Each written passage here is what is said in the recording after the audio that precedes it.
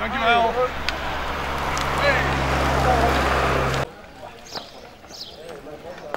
Nou, ik sta hier bij Kees de Vries, stempelaar hier in Holwert. En wat doe je hier als stempelaar? Nou, wij zijn dus, vroeger gingen we dus tijdcontrole, die is naar Dokkum gingen. Maar om dus de route wel goed te rijden, is dit dus een soort stille post, stille stempelpost. En dat wil dus zeggen van, nou, dat ze net binnen terug naar Dokkum, maar dat ze hun wel echt aan de route houden. Dus eigenlijk is Holwert is eigenlijk het noordelijkste puntje en dan zak je ze weer naar Dokkum en dan gaan ze de Zuidwesthoek in. Dus ja, dat is eigenlijk deze post. Dit is eigenlijk een tussenpost.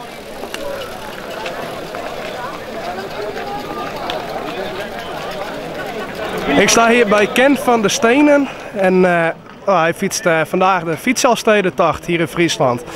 Mag ik vragen waar u vandaan komt? Ik kom van Gent, dus België, Gent. Dat is ongeveer een 300 kilometer van hier. Dat is een mooi eindje weg.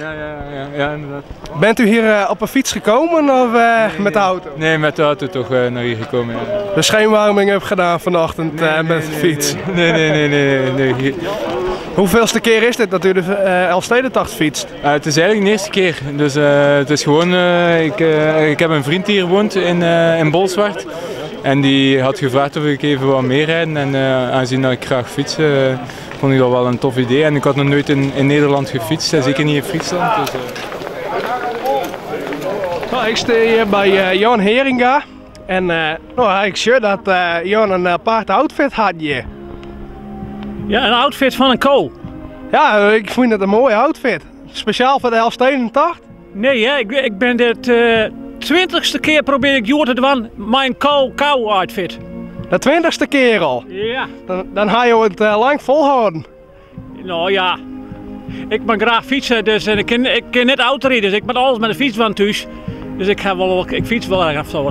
Een mooie oefening dus, de vraag. Ja, mooie oefening. En de mensen aan de kant ben enthousiast. Dat is mijn tweede man. Vind ik zo prachtig. Ja, dat kan ik begrijpen.